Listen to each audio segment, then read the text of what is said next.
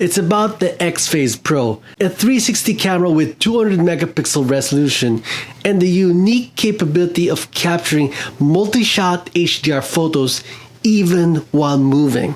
How does its image quality compare to a DSLR? I compared it to a DSLR and other prosumer 360 cameras, including a Ricoh Theta Z1, with some surprising results. I'll also discuss how you can use the XPhase Pro to capture photos that you might never have captured before.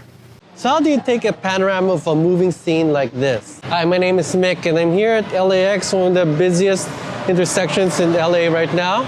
And you can see there's lots of cars. So at first glance, it seems impossible to take a panorama because, well, you know, if you've taken a panorama with your smartphone, that it takes several photos. And so these cars are not going to pose for you. They're constantly moving. So how do you get a panorama with a scene like this? I've got some ideas. Let's give it a shot. This is a Sigma 8mm 3.5 fisheye. And I'm using it with the Sony A7R, original A7R, not the A7R4, as much as I'd like to have that. So on a full frame sensor, the Sigma is going to be a circular fisheye. That means it's going to be 180 degrees on all directions. We're going to see how that helps.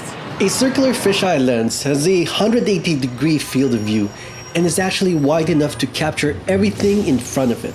So I positioned it beside this road, and in theory, it should be wide enough to capture the entire road and all cars on it, even if they're moving.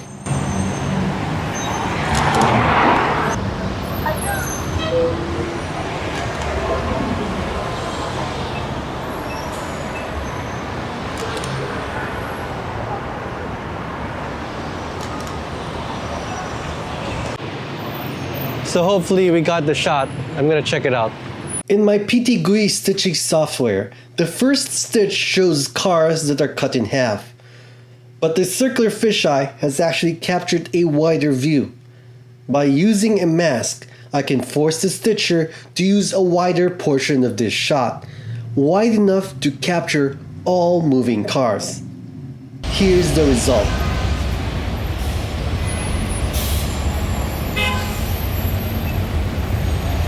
But there are some situations when even a circular fisheye won't be enough.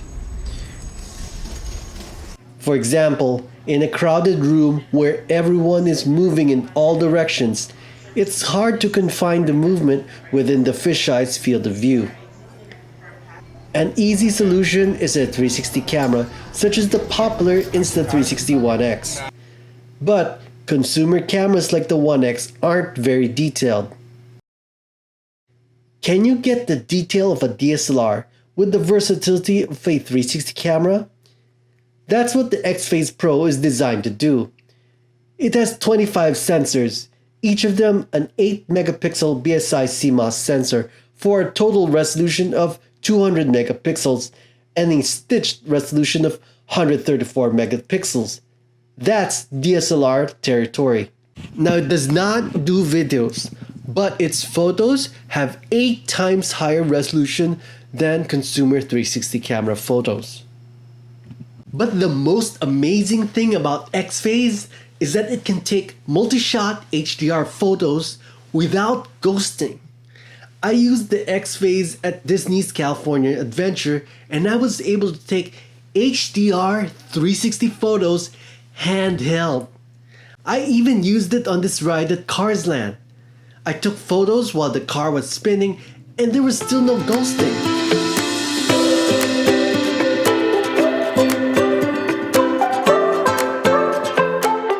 But one thing I noticed though is that if there's faster movement, then there's greater chance of stitching errors. I took this shot while these balloons were spinning, and you can see the stitching error here, which I had to fix in Photoshop. Please note, I was using an early version of the camera, which takes 3-shot HDR photos. The upgraded version in August 2019 will take 6-shot HDR photos and will be able to export them in RAW. So the XPhase is pretty amazing, but what everyone wants to know is, How does it compare to a DSLR or to the Ricoh Theta Z1? So I'm here at Flight Path Museum and we're going to take some photos with the XPhase.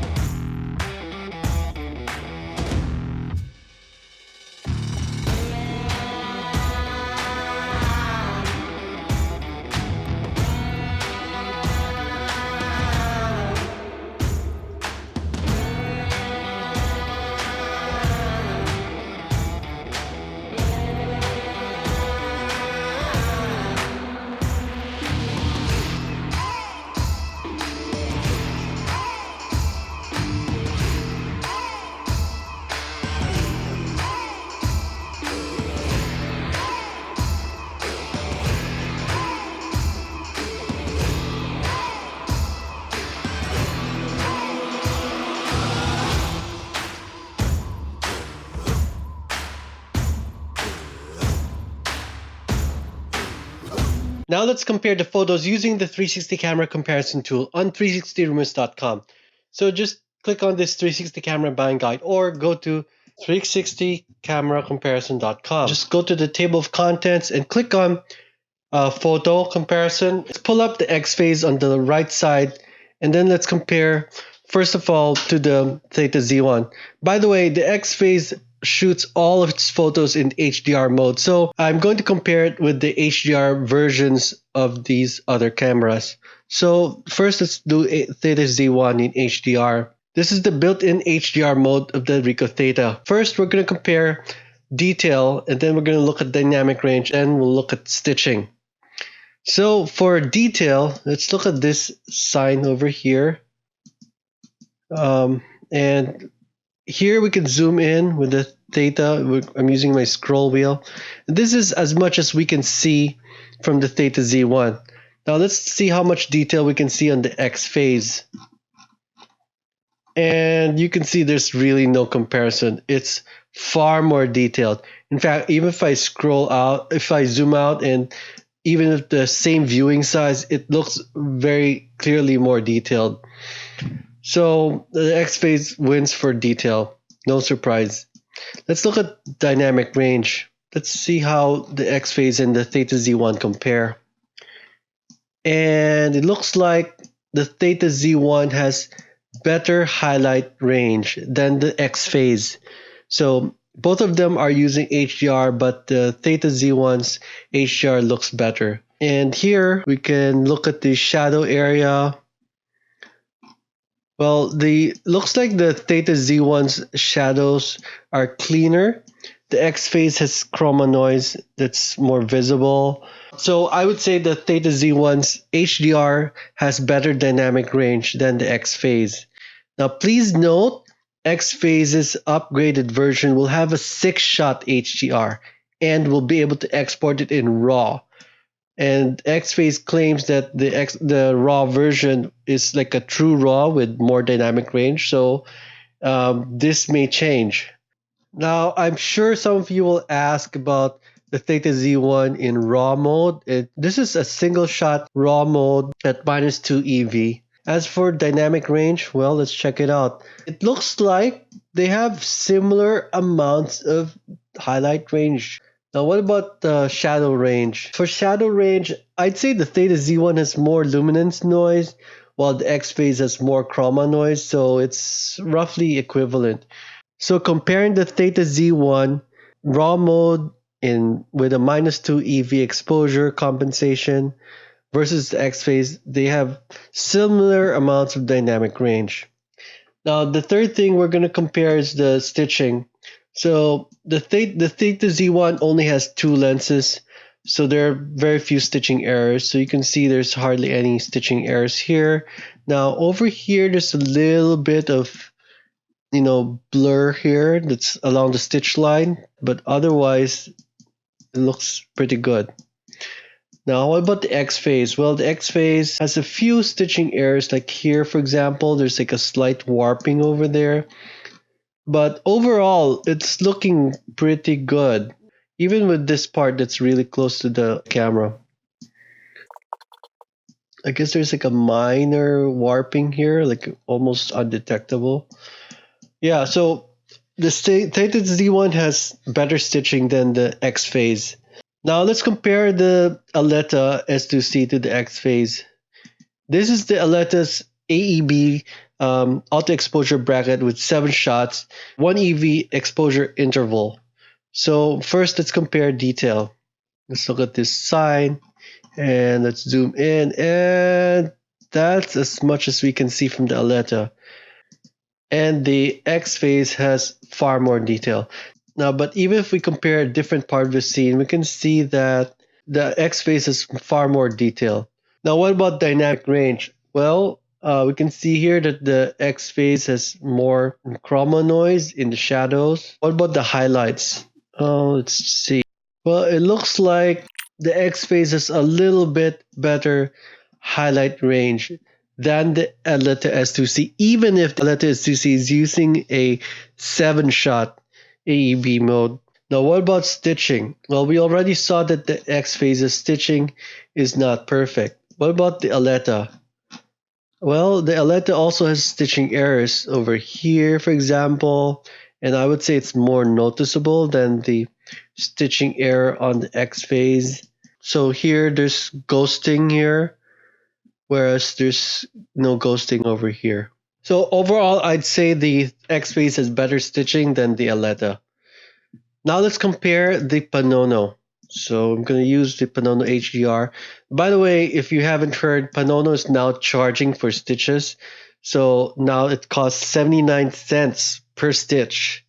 It's almost like a film camera, right? So first, let's compare detail. So here's the Panono. And look at this sign. Whereas with the XPhase, we can see there's much more detail. It's a lot easier to read this sign.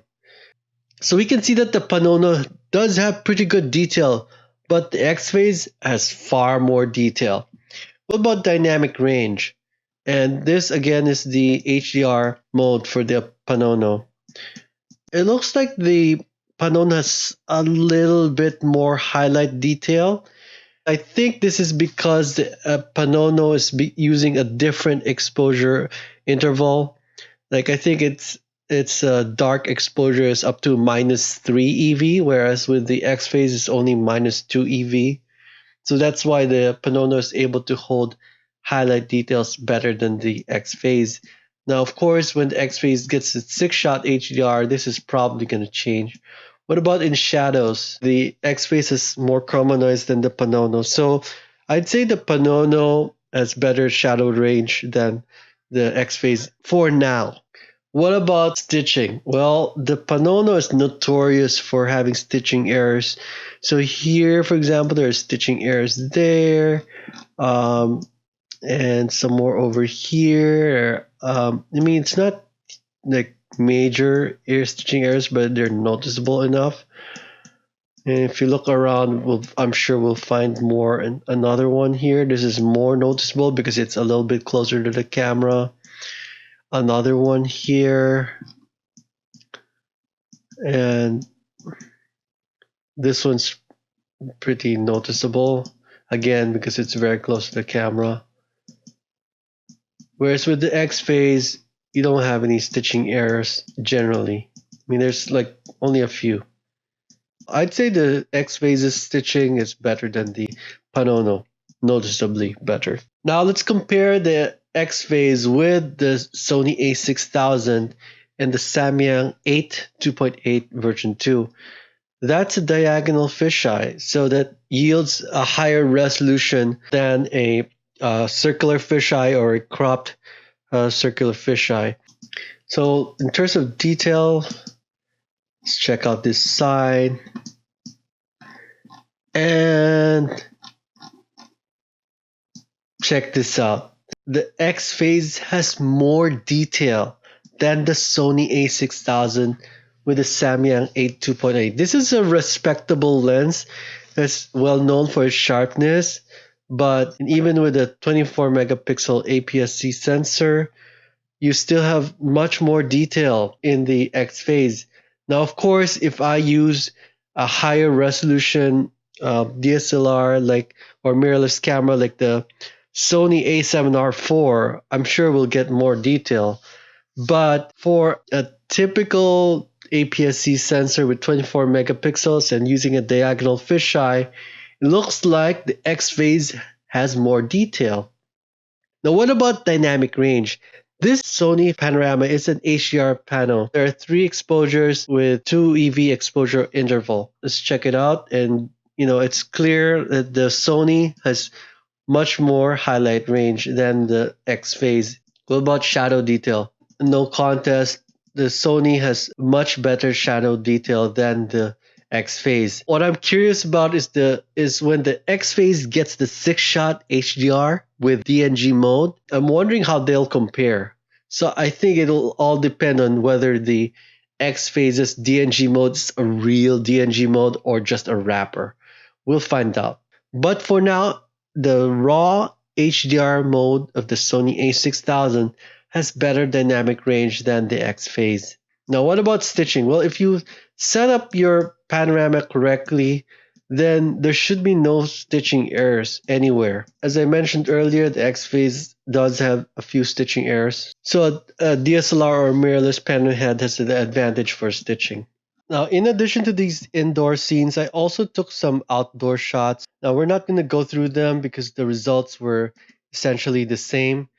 But if you want to check them out, go to the 360 camera buying guide. You can see how the XPhase compares to these other cameras. So as you saw, the XPhase Pro has great image quality, and it's almost like a DSLR, but it's not perfect. Now, my biggest concern personally is the stitching, which as you saw is not always perfect, even though it's pretty good. There are a couple things that are happening that could improve that. First of all, there's going to be the upgraded XPhase Pro, and they're working on a stitching calibration tool. Now, with this tool, it's possible that the stitching may become close to perfect. The other thing is SGO, the company that makes Mystica, is working on a stitching template for the XPhase Pro. So if you run XPhase Pro through Mystica, it's possible that the stitching could be close to perfect as well. Now, regardless, I think the XPhase Pro is an amazing tool for photography. Here's why. When we talk about HDR photos and panoramic photos, normally those require a setup. Either of them require setup. But in this case, with the XPhase Pro, for the first time, we can take 360 HDR photos without setup, and we'll be able to do them in the moment. So this brings back one of the purest aspects of photography, which is choosing the decisive moment. So what kinds of shots do you plan to take with the XPhase Pro? Let me know in the comments, and I'll see you in 3